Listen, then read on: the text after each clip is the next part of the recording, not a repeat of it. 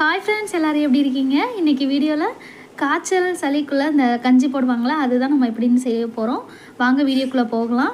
காய்ச்சல் சளிக்கு மட்டும் இல்லை, நம்ம வந்து சும்மா நார்மல் டைமில் கூட இதே மாதிரி போட்டு சாப்பிட்லாம். நம்மளுக்கு வந்து ஃபில்லிங்காக இருக்கும். வாங்க எப்படி செய்யலான்னு பார்க்கலாம். அதுக்கு நான் ஒரு பவுலில் 2 கிளாஸ் அரிசி எடுத்துக்கிறேன். நான் வந்து எங்கள் வீட்டில் எல்லாத்துக்குமே சேர்த்து தான் போட போகிறேன். அதனால நான் 2 கிளாஸ் எடுத்துருக்கேன். உங்களுக்கு வந்து கொஞ்சமாக போதும் அப்படின்னா நீங்கள் 1 கிளாஸ் இல்லைன்னா ஒரு அரை கிளாஸ் மட்டும் சேர்த்துக்கோங்க. நான் எல்லாத்துக்கும் சேர்த்து செய்கிறதுனால 2 கிளாஸ் சேர்த்துக்கிறேன்.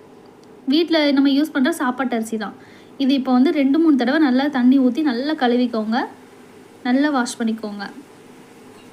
2-3 தண்ணியிலையாவது கழுவிக்கோங்க. இப்போ அடுத்து என்ன செய்யலாம்னு சொல்கிறேன் பாருங்க. நல்லா கழுவி எடுத்துட்டு நம்ம மிக்சி ஜாரில் சேர்த்து இதை வந்து 1-2 குறைன்னு அரைக்க போகிறோம்.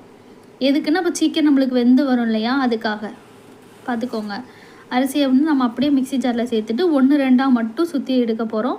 அப்படின்னா நம்மளுக்கு வந்து ஈஸியாக அது வந்து வெந்து வர்றதுக்கு நல்லாயிருக்கும். அதே மாதிரி குழந்தைங்களுக்குலாம் இப்போ நம்ம கஞ்சி கொடுக்குறோம் அப்படின்னா அவங்களுக்கும் ஈஸியாக இருக்கும் சாப்பிட்றதுக்கு.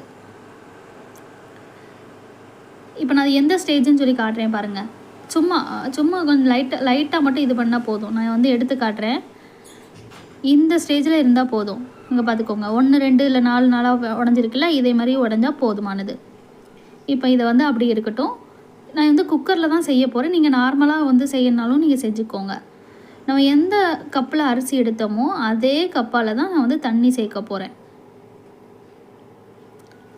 அதே கப்பால் அந்த கிளாஸில் நான் வந்து 7 கிளாஸ் அளவுக்கு தண்ணி சேர்த்துக்கிறேன். எதுக்குன்னா நம்மளுக்கு நல்லா பொங்கி நல்லா குழஞ்சி வரணும். அதுக்காக நான் 7 கிளாஸ் சேர்த்துக்கிறேன். அதே மாதிரி நம்மளுக்கு வந்து கஞ்சி கொஞ்சம் லிக்விடாக இருந்தால் தானே சாப்பிட்றதுக்கு நல்லாயிருக்கும். அதுக்காக மட்டும்தான் நான் தண்ணி கொஞ்சம் அதிகமாக சேர்த்துருக்கேன். உங்களுக்கு எக்ஸ்ட்ரா இன்னொரு கிளாஸ் சேர்க்கணுனாலும் சேர்த்துக்கோங்க. அடுப்பில் வச்சுட்டு நல்லா கொதிச்சதுக்கப்புறம் நம்ம வந்து அரைச்சி வச்சுருக்கோம்ல, அதை வந்து இப்போ நம்ம வந்து சேர்த்துக்கலாம். பார்த்துட்டு சேர்த்துக்கோங்க. கையில் பட்டுற போது கொஞ்சம் கொஞ்சமாக சேர்த்துக்கோங்க. இப்போ இது கூடவே ஒரு 5-6 பல் போல் பூண்டு சேர்த்துக்கோங்க. பூண்டு சேர்க்கறதுனால நம்ம உடம்பு சரியில்லாமல் பூண்டு சேர்த்து சாப்பிட்றதுனால நம்மளுக்கு உடம்புக்கு ரொம்ப நல்லது. அப்புறம் இது கூட வந்து சீரகம் சேர்த்துக்கணும். சீரகம், பூண்டு, அதுக்கப்புறம் நம்ம சேர்க்க போகிறது வெந்தயம், அப்புறம் ஒரு 5-6 மிளகு சேர்த்துக்கோங்க.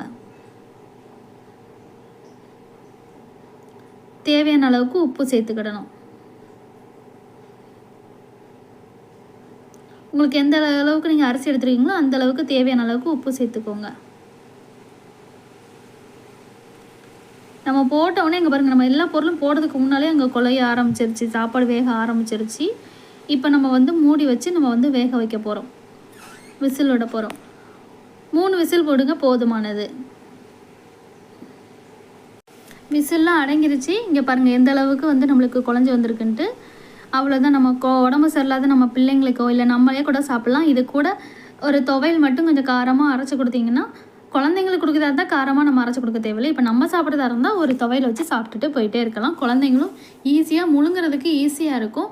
உடம்பு சரியில்லாதப்போ அவங்களால சாப்பிட முடியாது இல்லையா, இதே மாதிரி நம்ம செஞ்சு கொடுத்து பிள்ளைங்களுக்கு சாப்பாடு கொடுக்கலாம். உங்களுக்கு இந்த வீடியோ யூஸ்ஃபுல்லாக இருக்கும்னு நினைக்கிறேன். இந்த வீடியோ பிடிச்சிருந்துச்சு அப்படின்னா எனக்கு ஒரு லைக் பண்ணிவிட்டு சப்ஸ்கிரைப் பண்ண மறந்துடாதீங்க. கண்டிப்பாக நம்ம இன்னொரு வீடியோவில் பார்க்கலாம். பாய்.